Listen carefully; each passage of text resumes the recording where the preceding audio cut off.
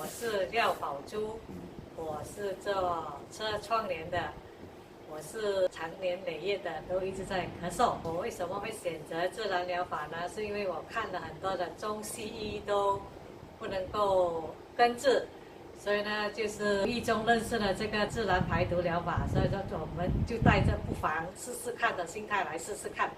那结果很意外的让我好了起来，我就觉得很开心。让我找到了我多年困扰我咳嗽的病症，所以呢，找回了自己的真正的健康。